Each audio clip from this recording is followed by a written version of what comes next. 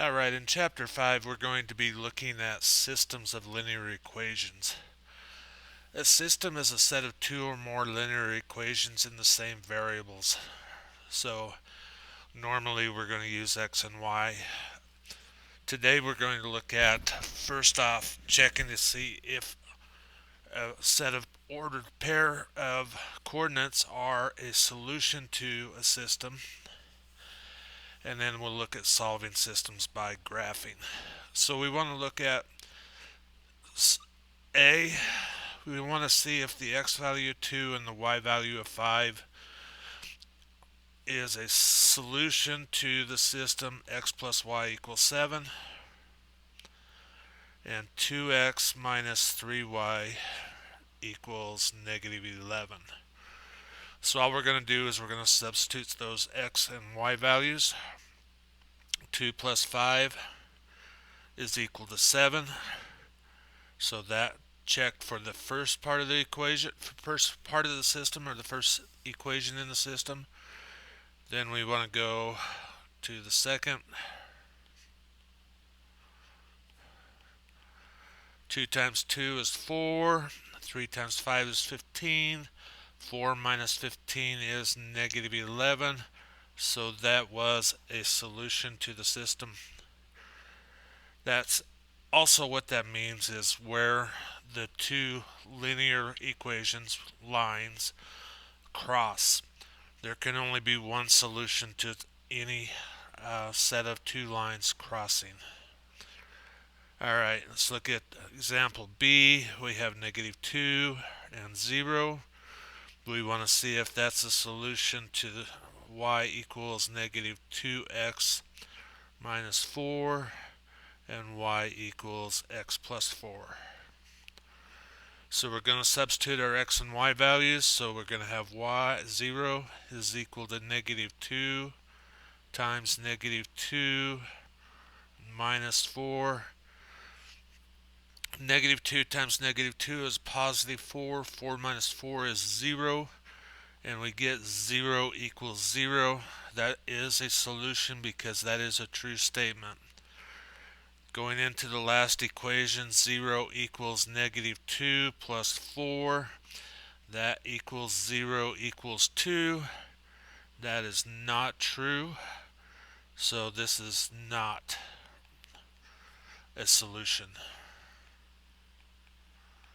So it has to be true for both equations to be the point where they cross. Alright, let's look at some graphs of how we graph. So remember, we're going to try to get into slope-intercept form. We're going to graph the first equation. Equation 1 starts where the y-intercept is 5. The slope is negative 2, meaning it goes down 2 over 1. And I can try to draw that line. Try to stay true as much as I can to where it's at. The second equation, the y-intercept is negative 1. The slope is 4.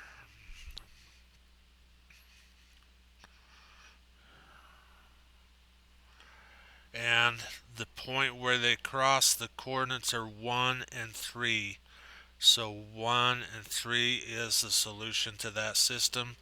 I can check it real quick and just say, does 4 minus 1 equal 3 for the second equation? That's true. Does negative 2 plus 5 equal 3 for the first equation? That's true. Alright, I'm going to show you for number 3, I'm going to show you a different way to do this where both are equal to y. I'm just going to go x minus 2 is equal to negative x plus 4, because if they're both equal to y, I can have this be the same as x minus 2 equal y, and then we can just take the y out of there. So if I do that, I'm going to get 2x is equal to So I add x here, add x here, add 2 here, add 2 here. 2x is equal to 6. X then is equal to 3. And if x is equal to 3, I can go into my first equation. Y is equal to 3 minus 2. Y is equal to 1.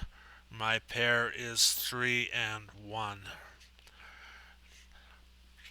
You could graph and find the same thing easily. I just want to give you that other option to try to solve these. Alright, so let's look at this. We start at plus 3. Our slope is 1 over 2. So it's going up sort of flat. Going up 1 over 2. Extending it backwards. Drawing the line. A little bit off on the line. We're going to start at negative 5. We're going to go down 3 and over 2. Repeat that, down 3 over 2. I'm going to go opposite. I'm going to go back 2, up 3, back 2, up 3. And if I can draw a straight line, our point of intersection is negative 4 and 1. Negative 4 is the x value, 1 is the y value. I could substitute back in to check, but I'm pretty sure that that graph is accurate. Alright, so the other example here, I'm going to really quickly put these into slope-intercept form. All we're going to do is solve for y. So we're going to have negative 2x minus 2x. We're going to get y is equal to negative 2x plus 5. If I do it without running out of room. And then we're going to have 3x minus 2y equals 4. We're going to subtract 3x from both sides. I'm going to rewrite out negative 2y equals negative 3x plus 4. I'm going to divide by negative 2. And I get y is equal to 3 over 2x minus 2. So now I can graph in my slope-intercept form. I'm going to start at 5, go down 2 over 1, down 2 over 1, draw my line. Now for the second equation, I'm going to start at negative 2. I'm going to go up 3 and over 2. And the place that we cross, x is 2, y is 1. I can just in my head say, does 2 times 2 plus 1, 2 times 2 is 4, plus 1 is 5. And I can say 2 times 3 is 6, minus 2 is 4, so that is a solution. Okay, this I'm not really going to graph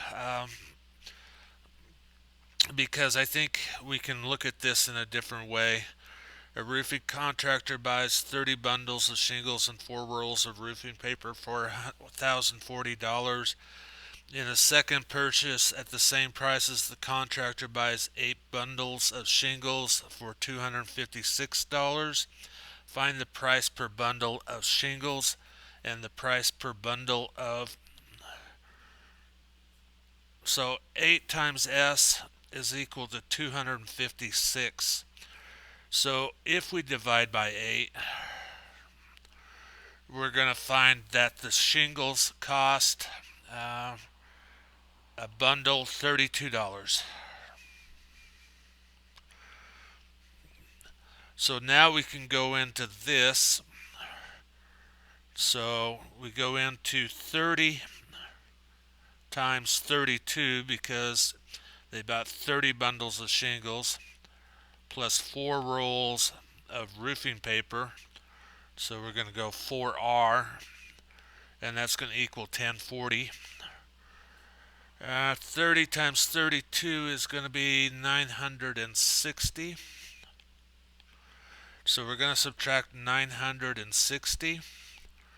And we're going to get $80.